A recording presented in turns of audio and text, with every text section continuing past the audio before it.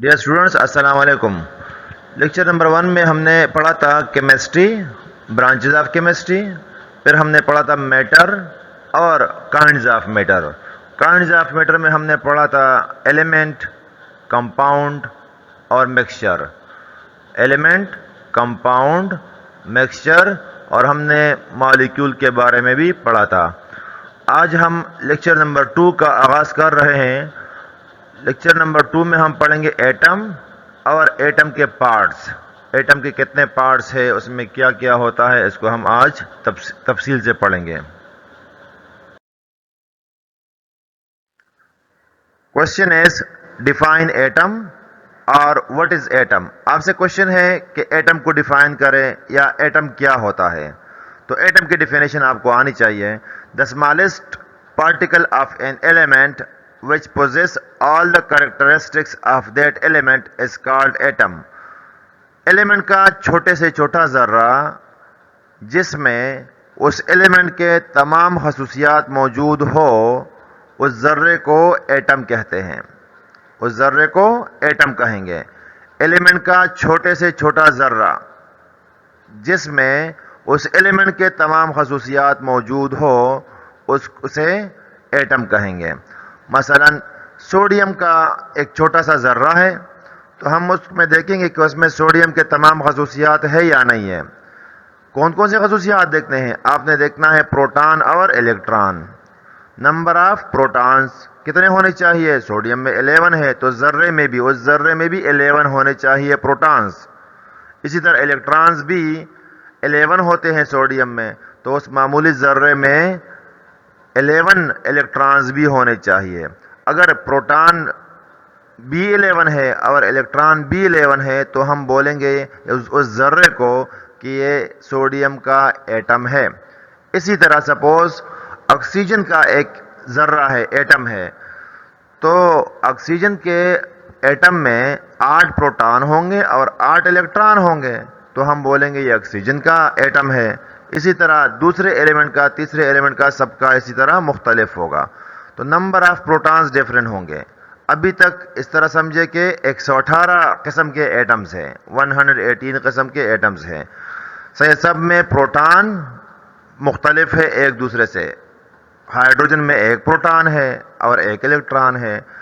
Helium में एक proton है और दो प्रोटॉन है और 2 इलेक्ट्रॉन्स है।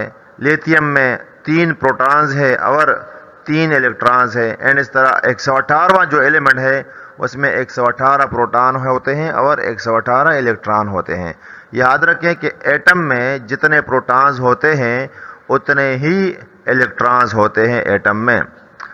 तो किस तरह रिप्रेजेंट करते हैं? तो उसको हम सिंबल से रिप्रेजेंट करते हैं। सिंबल हम आगे पढ़ेंगे भी। O is the oxygen atom, C is the carbon atom, et cetera. Okay, parts of atoms, there are 2 parts of atom. Atom के 2 पार्ट्स होते हैं। एटम के 2 पार्ट्स होते हैं। Number 1 is nucleus. न्यूक्लियस मरकज़ा इसको हम बोलते हैं। और number 2 is extra nuclear part, या इसको हम बोलते हैं ऑर्बिट।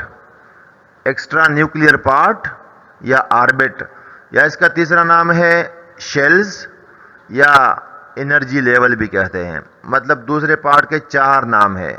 दूसरे पार्ट के 4 नाम है। एक्स्ट्रा न्यूक्लियर पार्ट भी कहते हैं, ऑर्बिट भी कहते हैं, शेल्स भी कहते हैं इसे, और एनर्जी लेवल्स भी कहते हैं। तो एटम के 2 पार्ट्स हैं, न्यूक्लियस और एक्स्ट्रा न्यूक्लियर पार्ट, या ऑर्बिट, या शेल्स, या एनर्जी लेवल्स।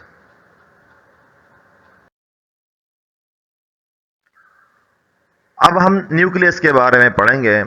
तो सबसे पहले न्यूक्लियस क्या होता है और इसमें क्या क्या होता है अंदर, सही, उसके बारे में हम पढ़ेंगे। Number 1 point is it exist in the centre of the atom. ये दरमियान में पाया जाता है।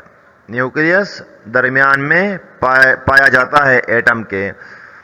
Number 2 it is spherical in shape. ये स्फेरिकल शेप का होता है। Number 3 its size is very small as compare to size of the atom. Atom के साइज के मुकाबले में न्यूक्लियस का साइज बहुत छोटा होता है। एटम बहुत बड़ा होता है, न्यूक्लियस बहुत छोटा होता है। तो एटम के साइज के मुकाबले में न्यूक्लियस का साइज बहुत छोटा होता है। Number 4 is nucleus was discovered bye Rutherford in 1913। Nucleus को डिस्कवर किया था रदरफोर्ड ने 1913 में अल्फा पार्टिकल एक्सपेरिमेंट करके। Number 5 it has a positive charge. Nucleus पर प्लस चार्ज होता है। न्यूक्लियस में होते हैं प्रोटॉन्स, प्रोटॉन्स पर है प्लस चार्ज, तो इसीलिए न्यूक्लियस पर भी प्लस चार्ज होता है। Nucleus contains more than 100 particles. Nucleus में 100 से ज्यादा पार्टिकल्स होते हैं। Number 7 two particles are stable in nucleus, neutron and proton. Nucleus में दो पार्टिकल्स स्टेबल होते हैं। वैसे तो 100 से ज्यादा पार्टिकल्स है, लेकिन दो स्टेबल पार्टिकल्स है, न्यूट्रॉन और प्रोटॉन, ये दोनों स्टेबल पार्टिकल्स है। बाकी जो पार्टिकल्स है वो बनते हैं खत्म होते हैं, बनते हैं खत्म होते हैं, मतलब वो स्टेबल पार्टिकल्स नहीं है। Number 8 neutron is neutral having no charge. Neutron neutral होता है, मतलब न्यूट्रॉन पर कोई चार्ज नहीं होता। Number 9 neutron was discovered by James Chadwick in 1932। Neutron को डिस्कवर किया था जेम्स चैडविक ने 1932 में। Number 10 neutron is the heaviest particle in an atom. Atom में सबसे हेवी पार्टिकल, हेवीएस्ट पार्टिकल, सबसे भारी न्यूट्रॉन होता है। एक न्यूट्रॉन बराबर होता है 1842 इलेक्ट्रॉन्स के। एक न्यूट्रॉन का मास बराबर होता है 1842 इलेक्ट्रॉनों के। सही है, तो ये आपने याद रखना है। और न्यूक्लियस पर प्लस चार्ज होता है। न्यूक्लियस में 100 से ज़्यादा पार्टिकल होते हैं। न्यूक्लियस में प्रोटॉन और न्यूट्रॉन होता है। सही, तो ये तमाम पॉइंट्स आपको याद करने हैं।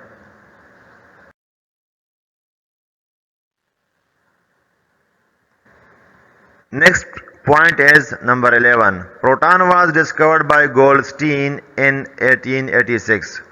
प्रोटॉन को गोल्डस्टीन नामी साइंसदान ने डिस्कवर किया था 1886 में। 11 नंबर प्रोटॉन है पॉजिटिव चार्ज। प्रोटॉन पर प्लस चार्ज होता है। Number 13 charge on proton is plus 1.62 exponential minus 19 coulomb. Charge की यूनिट है कूलम्ब। तो चार्ज कितना होता है प्रोटॉन पर? वो है plus 1.62 into 10⁻⁻⁹ coulomb. 14 proton is the second heaviest particle in an atom. सबसे भारी जर्रा है न्यूट्रॉन, दूसरे नंबर पर भारी जर्रा है प्रोटॉन। तो एक प्रोटॉन बराबर होता है 1836 इलेक्ट्रॉनों के। 1836 इलेक्ट्रॉनों के बराबर होता है। एक प्रोटॉन का मास 1836 इलेक्ट्रॉन्स के बराबर होता है। Number 15 the number of protons present in the nucleus of an atom is called atomic number. It is represented by Z। The number of protons present in the nucleus of an atom is called atomic number. It is represented by Z। Nucleus में जितने protons होते हैं उसे atomic number कहते हैं। Nucleus में जितने protons होते हैं उसे एटॉमिक नंबर कहते हैं और इसे हम Z से जाहिर करते हैं। अगर प्रोटॉन 1 है तो एटॉमिक नंबर 1 होगा। अगर प्रोटॉन 2 है तो एटॉमिक नंबर 2 होगा। अगर प्रोटॉन 3 है तो एटॉमिक नंबर 3 होगा। और अगर प्रोटॉन 118 है तो एटॉमिक नंबर 118 होगा। 118 से ज़्यादा एटॉमिक नंबर वाला एलिमेंट अभी तक डिस्कवर नहीं हुआ। 118 तक एलिमेंट, 1 से लेकर 118 तक, अभी तक 118 एलिमेंट है। एटॉमिक नंबर को मोज़ले ने डिस्कवर किया था 1913 में। 1913 में मोज़ले ने डिस्कवर किया था एटॉमिक नंबर को। Atomic number was discovered by Moseley in 1913।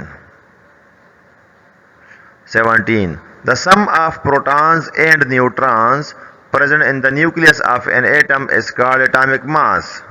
Atomic mass is represented by A. The sum of protons and neutrons present in the nucleus of an atom is called atomic mass. Atomic mass क्या चीज़ है? ऐसे mass number भी कहते हैं, atomic mass या mass number. तो nucleus में protons होते हैं और न्यूट्रॉन्स होते हैं। न्यूक्लियस में दो स्टेबल पार्टिकल्स हैं, प्रोटॉन्स और न्यूट्रॉन्स। दोनों को जमा कर लें, सम कहते हैं मजमुआ, जमा करना। तो प्रोटॉन्स और न्यूट्रॉन्स को जमा कर दे, जो आएगा वो एटॉमिक मास कहलाएगा या उसे मास नंबर कहते हैं। मसलन सोडियम में 11 प्रोटॉन्स हैं और 12 न्यूट्रॉन्स हैं। सोडियम के न्यूक्लियस में 11 प्रोटॉन्स मौजूद है और 12 न्यूट्रॉन्स मौजूद है। तो 11 और 12 ये हो गया 23। सो 23 is the atomic mass of sodium. Atomic mass को हम ए से जाहिर करते हैं, कैपिटल ए से हम इसको जाहिर करते हैं। Number 18, number of protons in the nucleus are equal to the number of electrons in an atom. Number of protons in the nucleus are equal to the number of electrons in an atom. कहते हैं कि atom में जितने proton होते हैं nucleus में, उतने ही electron होते हैं न्यूक्लियस से बाहर शेल्स में। एटम में जितने प्रोटॉन्स होते हैं उतने ही इलेक्ट्रॉन होते हैं। अगर 10 प्रोटॉन हो तो इलेक्ट्रॉन्स भी 10 होंगे।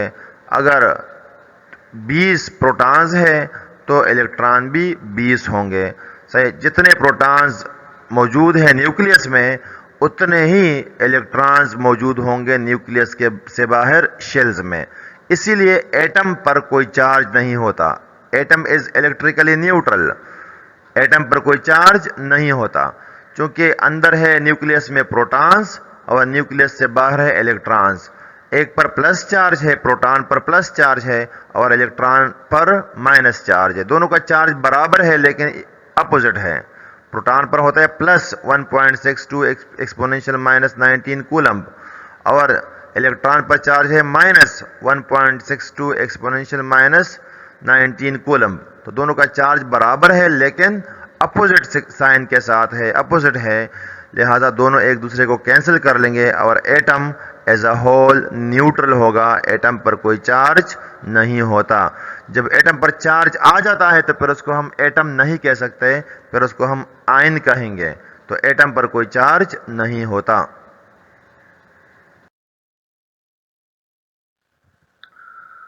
दूसरा पार्ट है एटम का extra nuclear part.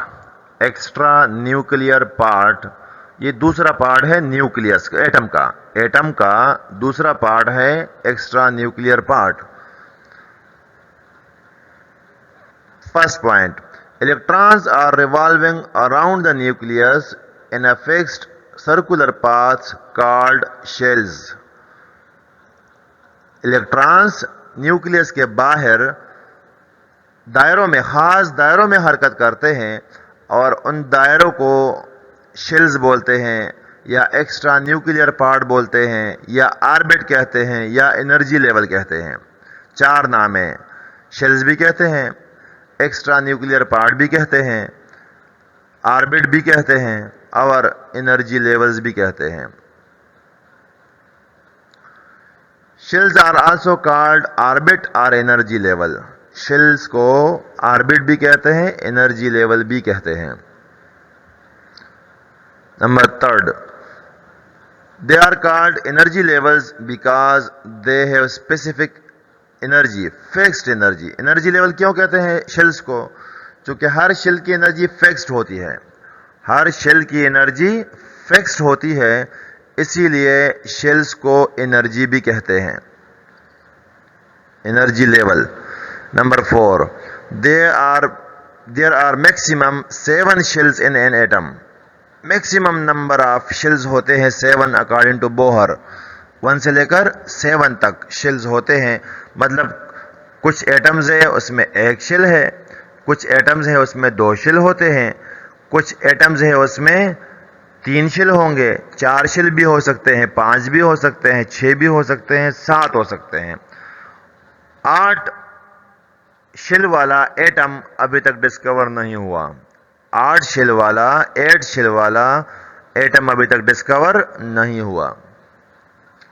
Number 5, shell names are K shell, L shell, M shell, N shell, O shell, P shell and Q shell. Shells के 2 किस्म के नाम है। एक नाम है K से स्टार्ट है, KLMNOPQ, जो न्यूक्लियस के करीब होता है वो K शेल। उसके दूसरे नंबर पे दूसरा L shell, M shell and इस तरह आखिरी शेल जो होगा सबसे न्यूक्लियस से जो दूर होगा सबसे लास्ट, वो होगा Q शेल। या इसके नाम है, दूसरा तरीका है 1 2 3, shell number 1, shell number 2, shell number 3, shell number 7 तक।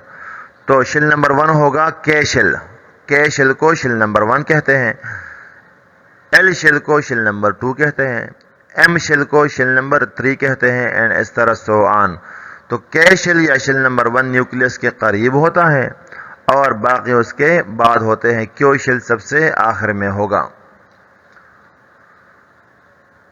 Number 6, size of the shell increases with shell number. Size of the shell, shell का साइज बढ़ता है, मतलब K शेल सबसे छोटा होगा, L शेल बड़ा होगा, M शेल और बड़ा होगा, N शेल और बड़ा होगा और आखिरी शेल Q शेल सबसे बड़ा होगा। तो शेल का साइज बढ़ता है जब हम न्यूक्लियस से दूर जाते हैं, वो सही है, मतलब K शेल छोटा है और Q शेल सबसे बड़ा है।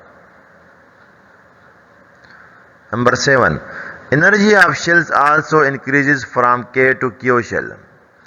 एनर्जी ऑफ शेल, सबसे कम एनर्जी होती है K शेल की।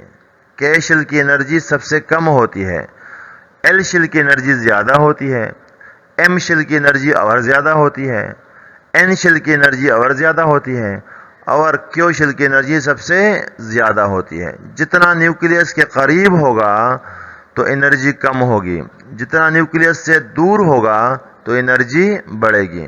उसकी वजह क्या है? अट्रैक्शन। अट्रैक्शन से एनर्जी कम होती है, अट्रैक्शन से एनर्जी कम होती है और रिपल्जन से एनर्जी बढ़ती है। तो अट्रैक्शन अगर आप देखें K शेल न्यूक्लियस के करीब है तो अट्रैक्शन ज्यादा होगी, तो K शेल की एनर्जी कम होती है। जितना न्यूक्लियस से दूर जाएंगे तो अट्रैक्शन में कमी आएगी, अट्रैक्शन में कमी आएगी तो एनर्जी बढ़ेगी। Number 8, intershell distance increases as we go away from the nucleus. Intershell distance, shells के दरमियान फासला, शेल्स के दरमियान फासला बढ़ता है जब हम जाते हैं न्यूक्लियस से दूर। मतलब शेल नंबर 1 और शेल नंबर 2 के दरमियान जो फासला है वो कम होगा। शेल नंबर 1 और शेल नंबर 2 के दरमियान फासला या एनर्जी का डिफरेंस कम होगा। शेल नंबर 2 और शेल नंबर 3 के दरमियान एनर्जी का डिफरेंस या फासला ज्यादा होगा। शेल नंबर 3 और शेल नंबर 4 के दरमियान डिफरेंस और ज्यादा होगा। शेल नंबर 4 और 5 के दरमियान और ज्यादा होगा एंड इस तरह so on. Inter shell distance या energy difference between the two shells increase होता है जब हम शेल से दूर जाते हैं।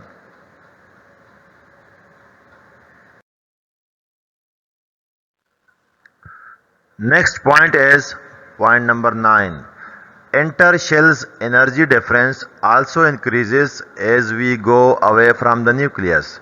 जब हम न्यूक्लियस से दूर जाते हैं तो शेल्स के दरमियान एनर्जी का डिफरेंस बढ़ेगा, शेल्स के दरमियान एनर्जी का डिफरेंस बढ़ेगा। मतलब शेल नंबर 1 और शेल नंबर 2 के दरमियान एनर्जी का डिफरेंस कम होगा, शेल नंबर 2 और शेल नंबर 3 के दरमियान एनर्जी का डिफरेंस थोड़ा ज्यादा होगा, शेल नंबर 3 और 4 के दरमियान और ज्यादा होगा, शेल नंबर 4 और 5 के दरमियान एनर्जी का डिफरेंस और ज्यादा होगा एंड इस तरह सो ऑन।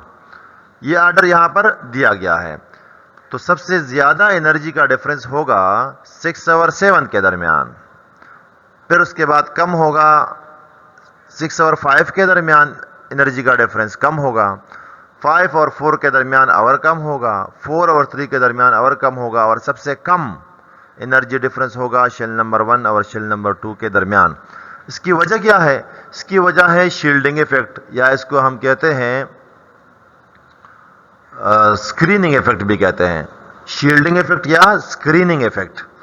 तो शील्डिंग इफेक्ट होता क्या है? यह है इलेक्ट्रॉनों के दरमियान रिपल्जन। शेल्स में होते हैं इलेक्ट्रॉन, एक शेल और दूसरे शेल में इलेक्ट्रॉन्स होते हैं, तो इनके दरमियान रिपल्जन होगी, क्योंकि दोनों पर नेगेटिव चार्ज है, इलेक्ट्रॉन्स पर है नेगेटिव चार्ज, तो दोनों शेल्स के दरमियान रिपल्जन होती है। अब जितने इलेक्ट्रॉन कम हो तो रिपल्जन कम होगी, जितने इलेक्ट्रॉन ज्यादा होंगे तो रिपल्जन ज्यादा होगी। तो शेल नंबर 1 में 2 इलेक्ट्रॉन आते हैं, शेल नंबर 2 में 8 इलेक्ट्रॉन आते हैं, शेल नंबर 3 में 18 इलेक्ट्रॉन आते हैं, शेल नंबर 4 में 32 इलेक्ट्रॉन आते हैं। नेक्स्ट स्लाइड में हम पढ़ेंगे।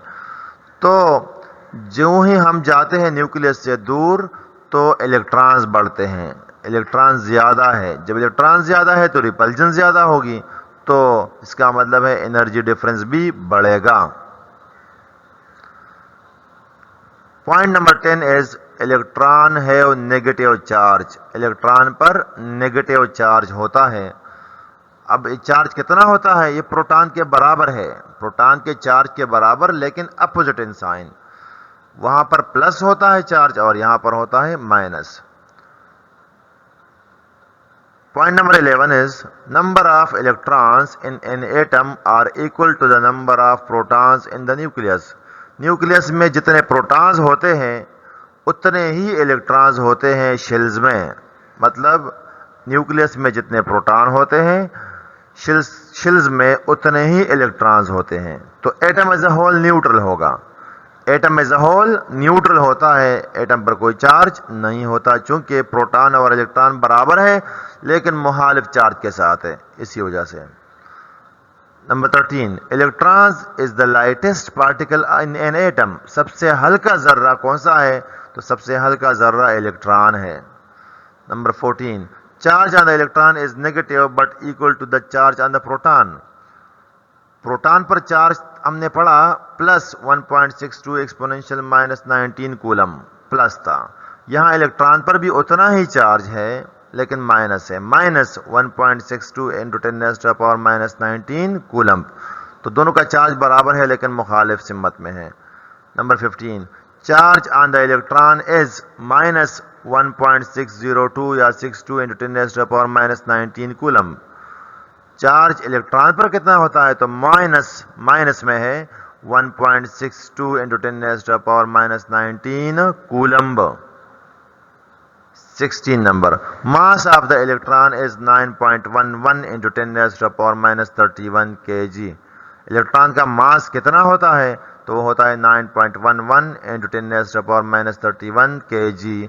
जब पावर माइनस में हो तो इसका मतलब है ये बहुत कम नंबर है, पावर माइनस में हो तो इसका मतलब होगा ये बहुत कम नंबर है, और पावर अगर प्लस में हो तो इसका मतलब है ये बहुत बड़ा नंबर है। तो mass of electron is very very less, बहुत ज्यादा कम है।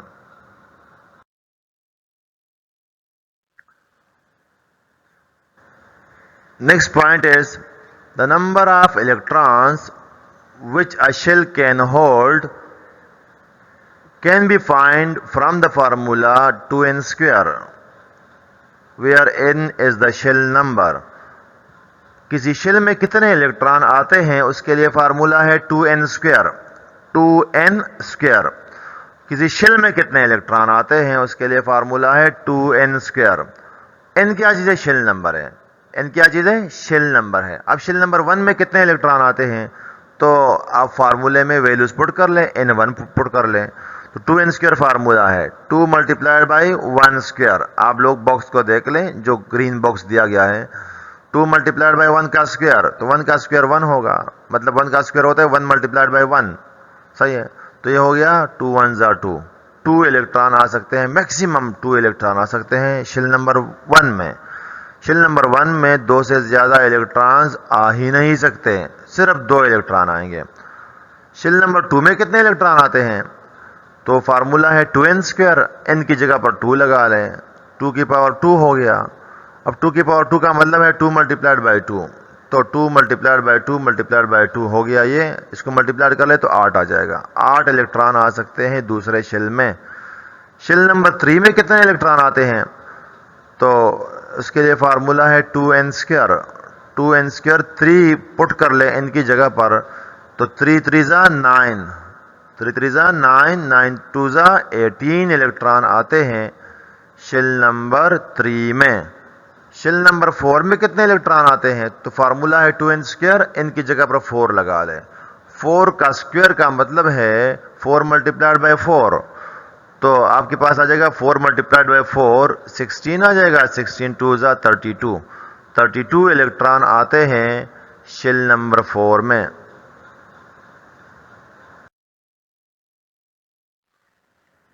Next question is define ion. Question है आपसे आयन की डेफिनेशन बयान करे या लिखे। What is ion? सही है। तो आयन की डेफिनेशन है व्हेन एन एटम गेन और loss one or more electrons, it becomes negatively charged or positively charged species called ion। जब कोई एटम इलेक्ट्रॉन लेता है या इलेक्ट्रॉन देता है तो उस पर चार्ज आ जाएगा, उस पर चार्ज आ जाएगा, माइनस चार्ज आएगा या प्लस चार्ज आएगा। जब कोई इलेक्ट्रॉन लेता है तो उस पर आएगा माइनस चार्ज, जब इलेक्ट्रॉन लेता है तो उस पर आएगा माइनस चार्ज, और जब इलेक्ट्रॉन देता है तो उस पर आएगा प्लस चार्ज। और जब चार्ज आ जाएगा एटम पर तो फिर उसको हम एटम नहीं कहेंगे, फिर वो आयन बन जाएगा। जब कोई एटम इलेक्ट्रॉन ले लेता है या दे देता है तो उस पर प्लस या माइनस चार्ज आ जाएगा और फिर उसे हम आयन कहेंगे। दूसरा डेफिनेशन है एटम हैविंग पॉजिटिव और negative charge is called ion. Atom जिस पर प्लस चार्ज हो या माइनस चार्ज हो उसे हम आयन कहेंगे। मसलन एग्जांपल्स दिए हैं Na+1, K+1, Mg+2, Ca+2, Al+3, Cl-1, Br-1, O-2। याद रखें, जब कोई एटम एक इलेक्ट्रॉन देता है तो उस पर आएगा +1 चार्ज, जब 2 इलेक्ट्रॉन देता है तो उस पर आएगा +2 चार्ज, और जब 3 इलेक्ट्रॉन देता है तो उस पर आएगा +3 चार्ज। +3 का मतलब है ये एटम 3 इलेक्ट्रॉन दे चुका है किसी दूसरे एटम को। माइनस चार्ज तब आता है जब इलेक्ट्रॉन एटम लेता है। एक इलेक्ट्रॉन लेने से -1 चार्ज आएगा, 2 इलेक्ट्रॉन लेने से -2 चार्ज आएगा, और 3 इलेक्ट्रॉन लेने से -3 चार्ज आएगा। 3 इलेक्ट्रॉन लेने का मतलब है -3 चार्ज। -3 चार्ज का मतलब है इसमें 3 इलेक्ट्रॉन इजाफी है, ज्यादा है प्रोटॉनों से। Okay, types of ions. There are 2 types of ions. Ions के 2 किस्में हैं, एक को हम कहते हैं कैटाइन और एक को हम कहते हैं एनाइन। नंबर 1 इज कैटाइन और नंबर 2 इज एनाइन। सही है। प्लस चार्जेस वाले जितने भी हैं उनको बोलते हैं कैटाइन, प्लस चार्जेस वाले को कैटाइन बोलते हैं और नेगेटिव चार्जेस वाले को एनाइन कहते हैं।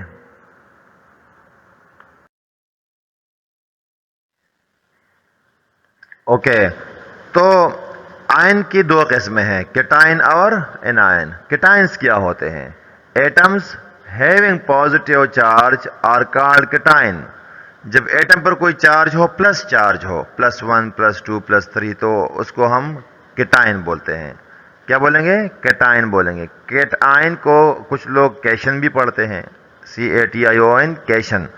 तो कुछ लोग कैटाइन बोलते हैं और कुछ लोग कैशन बोलते हैं। सही है, मतलब पढ़ने के मुख्तलिफ अंदाज है। तो atom having positive charge is called cation. Atom जिस पर प्लस चार्ज हो तो उसको हम कैटाइन बोलेंगे। एग्जांपल्स या इसका जो दूसरा डेफिनेशन है, व्हेन एन एटम लॉस 1 और मोर electrons it becomes positively charge species called cation. जब कोई एटम इलेक्ट्रॉन देता है, 1 इलेक्ट्रॉन, 2 इलेक्ट्रॉन, 3 इलेक्ट्रॉन, जितने भी इलेक्ट्रॉन दे दे तो उस पर आएगा प्लस चार्ज, +1 +2 +3, और फिर प्लस चार्ज जिस पर आ जाए उसको हम बोलेंगे ये कैटायन है। ये क्या है? कैटायन है। जब कोई एटम इलेक्ट्रॉन देता है, 1 इलेक्ट्रॉन, 2 इलेक्ट्रॉन या ज़्यादा, तो उस पर आ जाएगा प्लस चार्ज और फिर उस एटम को कैटायन बोलेंगे। एग्जाम्पल्स, तो Na+1, K+1, मतलब ये एक एक इलेक्ट्रॉन दे चुके हैं। Mg+2, Ca+2, ये दोनों दो दो इलेक्ट्रॉन दे चुके हैं किसी दूसरे एटम को। और Al+3, ये 3 इलेक्ट्रॉन दे चुका है किसी दूसरे एटम को। दूसरा टाइप है एनाइन। एनाइन सही है। Atom having negative charge is called A9. Atom having negative charge is called A9. Atom जिस पर माइनस चार्ज हो, माइनस चार्ज, एक एटम जिस पर माइनस चार्ज हो तो उसको एनाइन कहेंगे। या इसका दूसरा डेफिनेशन है, when an atom gain 1 or more electrons, it becomes negatively charged species called anion। जब कोई एटम एक इलेक्ट्रॉन या 2 इलेक्ट्रॉन या 3 इलेक्ट्रॉन ले लेता है तो उस पर आ जाएगा माइनस चार्ज, -1, -2 या -3, और फिर उसको हम क्या बोलेंगे? एनाइन बोलेंगे। फिर उसको हम एटम नहीं बोल सकते, फिर उसको हम कैटायन नहीं बोल सकते। माइनस चार्ज वाले को एनाइन बोलेंगे। Cl-1, Br-1, इसका मतलब ये दोनों एक एक इलेक्ट्रॉन ले चुके हैं, इनमें एक इलेक्ट्रॉन ज्यादा है प्रोटॉनों से। सही है। तो -1 चार्ज का मतलब क्या होता है? एक इलेक्ट्रॉन ज्यादा है प्रोटॉनों से। +1 चार्ज का क्या मतलब है? एक इलेक्ट्रॉन कम है प्रोटॉनों से। एक इलेक्ट्रॉन कम है प्रोटॉनों से, मतलब एक प्रोटॉन ज्यादा है, इसीलिए +1 चार्ज है। तो Cl-1, Br-1, इन दोनों ने एक एक इलेक्ट्रॉन लिया है, इसलिए इन पर चार्ज है -1।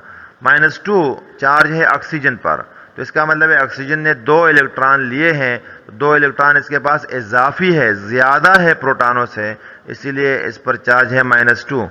N-3 का मतलब है नाइट्रोजन पर -3 चार्ज का मतलब है नाइट्रोजन ने 3 इलेक्ट्रॉन ले लिए हैं किसी से, तो इसीलिए ये बन गया -3, ये एनाइन बन गया।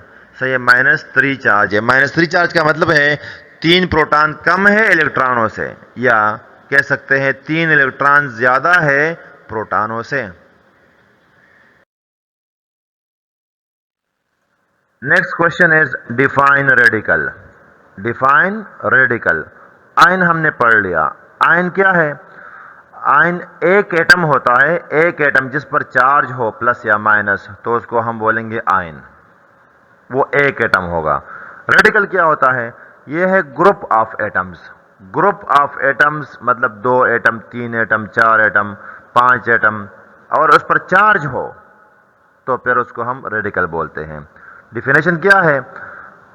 रेडिकल की डिफिनेशन है 2 or more एटम्स, 2 या 2 से ज्यादा एटम्स, मतलब एक ना हो, 2 हो, 3 हो, 4 हो, हैविंग पॉजिटिव और negative charge is called ion.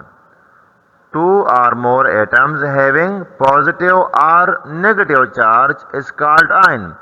2 या 2 से ज्यादा एटम्स हो जिस पर चार्ज हो प्लस या माइनस, तो फिर उसे हम रेडिकल बोलेंगे।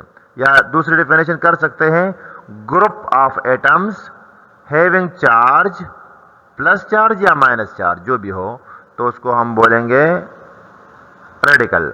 Group of atoms having charge is called radical. Radical के क्या क्या एग्जाम्पल्स हैं?